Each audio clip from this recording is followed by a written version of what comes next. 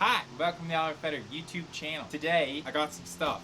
As you do in this world, you acquire some things. So I acquired a diesel compression tester, injector adapter, and some new heat shields. So as you might be able to deduct from these three items, I'm about to check compression on the Rabbit. Finally, this is the first time this car's compression has been checked ever. So it's gonna look like taking out the injectors, taking off the hard lines, putting this guy in. As an aside, it's good I'm taking the hard lines off because they're actually broken. I've been taking it out and trying to drive it like 100 plus miles, and then it will miserably fail me in some way. Latest variety was I was most of the way up Loveland Pass, top of a mountain pass. Then I realized it's misfiring. I pull over, I pop my hood. Stupid injector number 2, I think, second cylinder. That line is finally just fatigued. So then I had to drive it back on 3 cylinders, and one of them spraying freaking diesel fuel. The other problem I've been encountering is just leaks. Since I've gotten it here, I noticed it had a couple oil leaks. A leak from my oil filter, from my valve cover, and from my oil pan. Valve cover and oil pan solved with RTV. The oil pan is no surprise because one of the bolts that holds it on is sheared, compliments of yours truly. And then the oil filter I ended up resolving by taking apart and putting everything back together nice and tight. The other problem I'm experiencing is I'm pretty sure I'm losing oil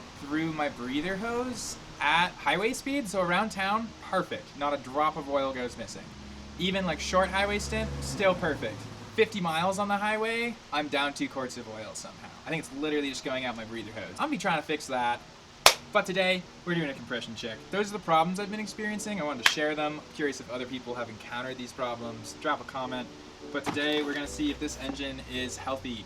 You never know. We're checking our bases. We're not seeing big power numbers, but this is to cross our T's and dot our I's a little bit. So, off we go.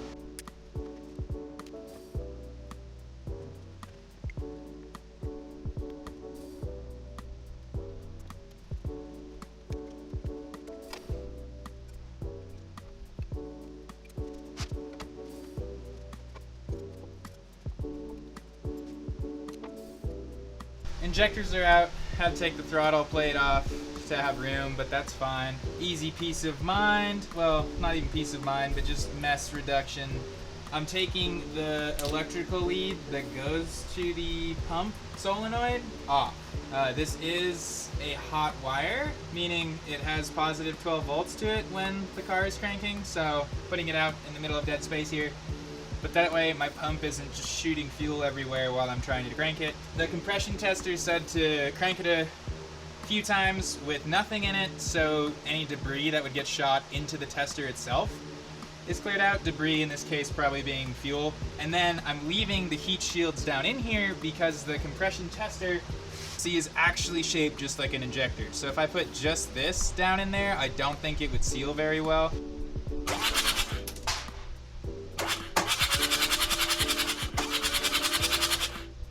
So if you go to clean out your motor, you probably want to take your heat shields out first, otherwise they will go flying.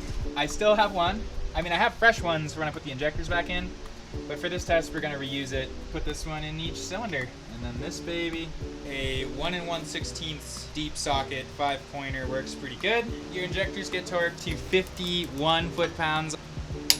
Again, always towards the head so you don't break anything you didn't mean to break. What makes diesel compression testers unique is that they go up to 1,000 PSI. Healthy 1.6 makes around 495 PSI per healthy cylinder. So this guy right here should be at right around 500 after I crank this. I'm gonna go ahead and crank it good, and let's see what we got.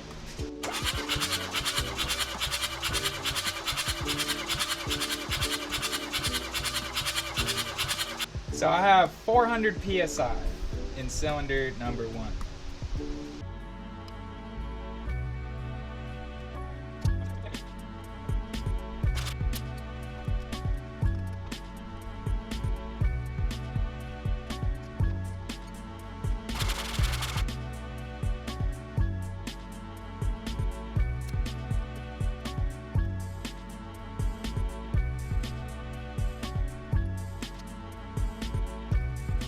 I just remeasured my first one and I got a worse reading, which makes me wonder if the injectors aren't sealing. I got 8 heat shields, so I can waste at least 4 doing this test.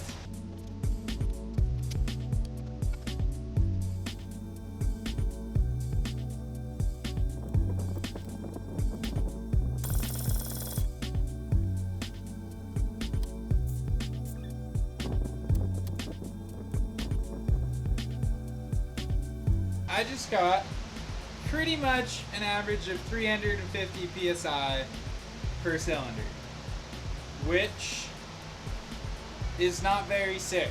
Like a freshly rebuilt one of these should see 480 psi. Kind of the cutoff at calling it a solid motor is like 400-ish. 360, 350, 350, 350. That was dry, right? The engine is not warm, there's not oil lubricating, like spraying anywhere. I'm gonna go back and put a little bit of oil in each cylinder now, and that is gonna show us wet versus dry, meaning when it's wet, aka with oil, if it's a bottom end problem like rings or something, it will increase our reading, and if it's a top end problem like valve guide, then it should not change our reading. Also, for science, I use fresh injector shields on every one of those, and I don't think it makes a difference. I think I just wasted 4 injector shields. I know this looks bad, I got a funnel, I got the oil, but this is the only reasonable way to put the oil in, and I'm not going crazy here. I'm just doing a bit.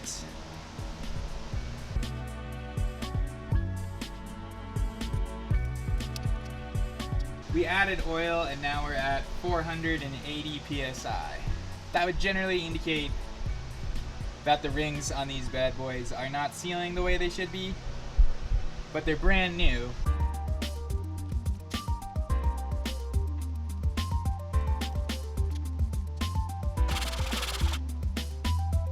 The initial dry compression test averaged about 350. Cylinders were within 10 psi of each other. I added a little bit of oil each one, then we averaged 400. So generally that would point to a sealing issue with the seal between the piston and ring and the cylinder wall.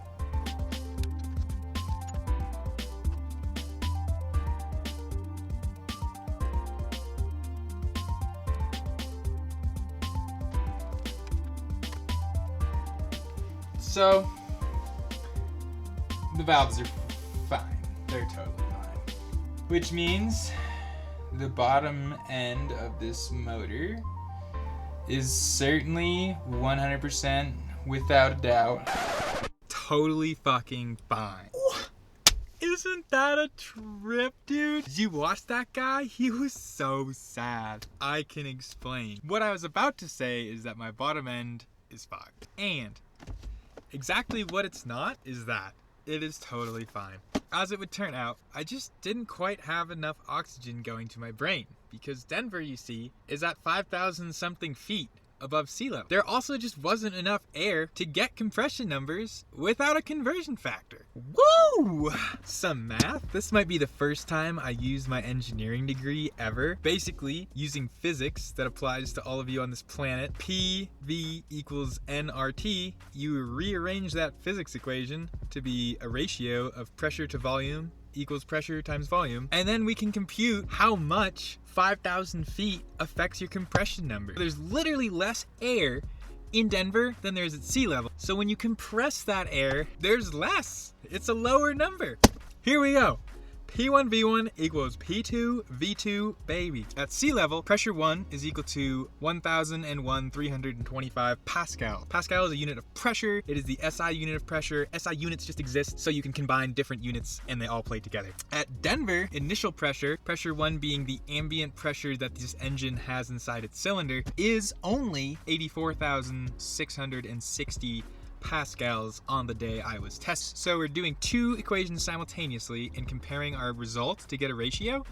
And I did all this math, freaking looking up cylinder volume and sweat volume, but at the end of the day, what I calculated was just the compression ratio, which is something you can look up the finished equation ends up being pressure 1, so wherever you're at, sea level, Denver, etc., you can look at the barometric pressure and multiply it by the compression ratio of the engine, which in this case is 23.5 to 1.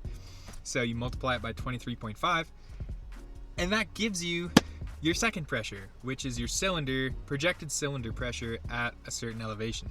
With the numbers I was using at sea level, you would see 345 psi. The math is a comparison. We're setting up a ratio here. Then that same set of numbers in Denver would only see 288.5 psi. So with this hypothetical cylinder volume we're sweeping, you would see a 19% decrease in cylinder pressure. My original compression number's dry, so we'll say 350. I multiply it by 1.19, which is 119%. We're accounting for the fact that we're above sea level and now there's less air, so we're converting back to what a sea level car's numbers would be. It's 416.5 psi, baby! That means the Rabbit is totally fine. Its engine is bombers. 416 psi, that puts us well within being a healthy engine. And to boot, the differences between cylinders are supposed to be less than like 70 psi. Mine are within 10. They're right stacked on top of each other, which is freaking sick. In conclusion, if you live at altitude and you compression check your car, do a conversion. There's tables online now that I know this. Your car's probably not fucked, or it is still, but you gotta check with the factor first. And the Rabbit is totally fine. I just gotta get my shit together, put these new hardlines on whenever they freaking come in the mail, unweld my governor, make it not leak oil, and then we're gonna turn up the freaking fuel and take it to the drag strip, baby! I'm so excited. I'm so happy my car's not screwed. I went on the worst mental trip for like 3 days because of this until I figured this out. I was in a dark place. I hope you don't go on a dark mental trip about your motor. Thank you so much for watching. I appreciate you. Stay tuned. More videos are coming. Like and subscribe. And most importantly, have a good day out there.